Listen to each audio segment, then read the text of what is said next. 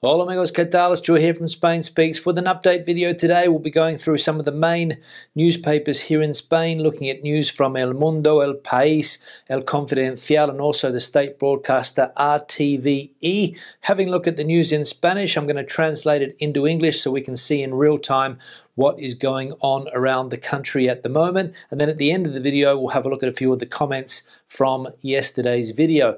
Now let's get straight into the news. We're going to start off here, as I said, with El Mundo. El Mundo newspaper, not really the flavor of the month at the moment after publishing some fake news the other day about empty supermarket shelves in the UK. But we'll have a look at this newspaper anyway and see what is happening. Now, the first article that we have here on the left related to the pandemic, of course, the main news at the moment. Las aulas en cuarentena por coronavirus se disparan desde la vuelta a clase. So what they're saying here is that the amount of classrooms that are in quarantine because of the coronavirus have increased quite a lot in recent times since kids returned to school. Now, I must say that we have been quite lucky with my son's school this year. There haven't been any cases in his class of COVID-19. I was talking to a student of mine the other day who's about 15 or 16, and he told me that his class is now in quarantine because of a case. And according to the article here, there's been quite a lot of cases in recent times of COVID-19 in classrooms around the country. And of course, they go into a quarantine situation for 10 or 12 days when kids can't attend school face-to-face. They have to have classes online. So fingers crossed that that doesn't happen at my son's school or in his classroom anytime soon. But with the situation as it is, this municipality where I'm living currently is confined at the moment. We can't leave the municipality unless it is to go to work or for some other very good reason, like, for example, to go to a hospital. So confined here for the next 14 days, I think. Now we'll go back into the news and we'll click on this article here on the right and see what they're talking about here in Extremadura. And we can see here that Extremadura cambia el protocolo de vacunación para igualar a los altos cargos con el personal sanitario. And what they're saying here is that the autonomous community of Extremadura, which is located in the west of Spain, has changed the vaccination protocol to put people in high-level positions, obviously political positions or high-level civil service positions, at the same level of health workers so that they can be vaccinated. Now, we all know that there's been a few scandals around the country. I think something like 400 people have jumped the queue when it comes to vaccinations. A few high-profile politicians in various regions around the country have resigned in recent times. In Murcia, I think the health minister down there resigned, and the head of the armed forces also, as we have mentioned in recent times, also resigned. But as we can see here, this particular autonomous community changing the protocol so that this type of person can get vaccinated without the risk of breaking the law, because that's something that we also mentioned yesterday, that they're studying changing the law in order to prosecute people that have jumped the queue when it comes to vaccinations here in Spain. So a little bit cheeky from this autonomous community in my opinion, but some people feel that it is necessary to give people in high positions the vaccine because they are the ones that are running the country, they are the ones that are running the institutions, and if they fall sick, who's going to run the country? Now we'll have a look at one final headline here before we leave El Mundo and go to El País. AstraZeneca suspende la reunión con la Unión Europea en medio de la bronca por las vacunas. So what they're saying here is the company AstraZeneca has suspended the meeting with the European Union because they're in the middle of an argument with the European Union, this word here again, bronca, because of the vaccines. Now we've seen in recent times on various news channels here that the European Union is upset with this company because apparently the vaccines that the European Union ordered and paid for have not arrived, and the European Union is accusing the company AstraZeneca of selling those vaccines at a higher price to other countries, namely the United Kingdom. Now, I don't know if this is true or not. There's a lot of accusations flying around between the European Union and the British government at the moment. But all I know is that the European Union is not happy with that company because the vaccines didn't arrive when they should have done. Now, we'll leave El Mundo now. We'll go to El País. News about Catalonia here on the left. And the main article El Pais is going with here is this one on the right.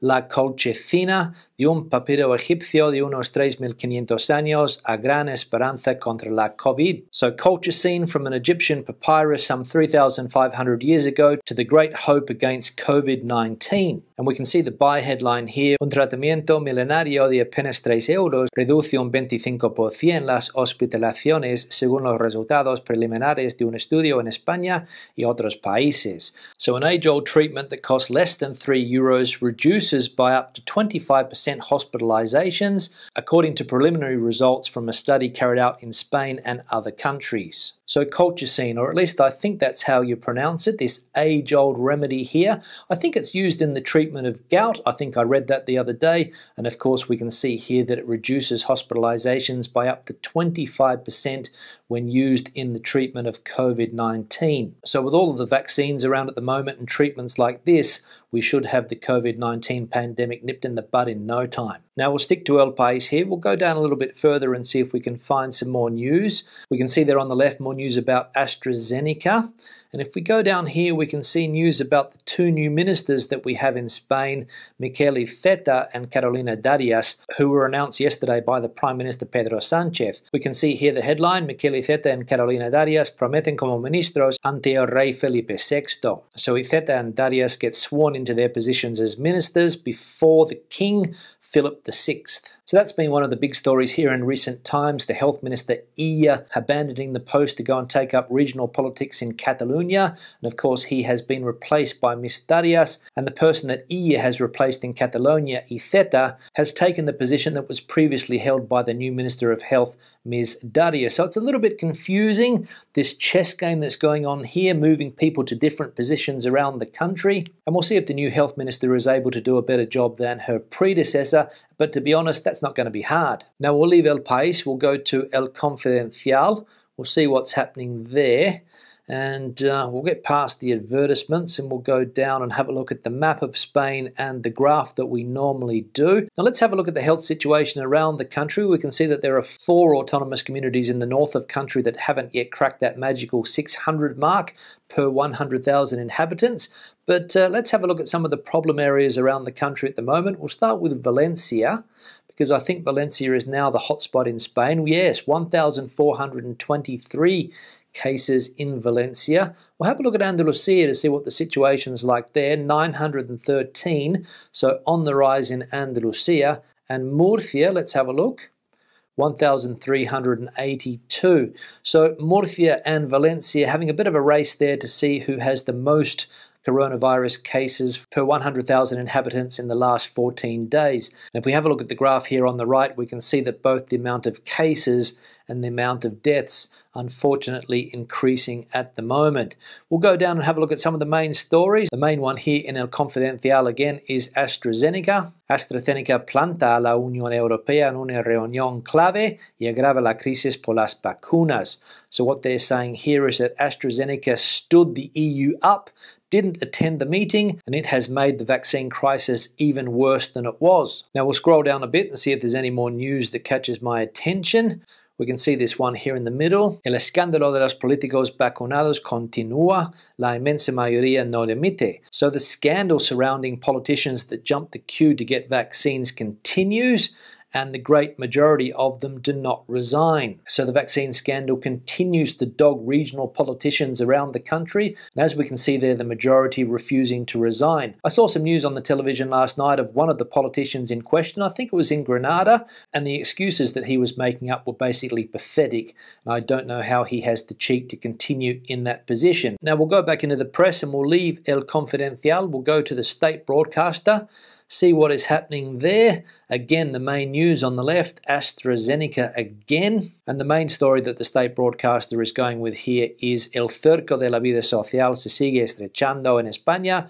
Vamos a acabar desquiciados. I think the best way to translate this headline would be that social life in Spain continues to be strangled, and as a result we're all going to go insane. So an article there about how all of these social restrictions that we have in place in Spain at the moment, the fact that you can't gather with more than 2 or 3 people in a lot of the country is having a serious effect on people's mental health. And it's true, it's not easy for people to get used to these new circumstances, people that have been used to having very active social lives. And let's be honest, a lot of people did have before this pandemic a very active social life. It was very common to meet with friends at the weekend, after work, all of these things that have been quashed or prohibited here here in Spain for quite a while now, and we can see that it is having an effect on people's mental health. And it is something that I have noticed in recent times, for example, talking to a few friends on the phone, that they're not going as well as they were a few months ago, and all of these social restrictions are starting to take their toll. Now we'll leave the news and we'll go into the comment section and see what is happening there,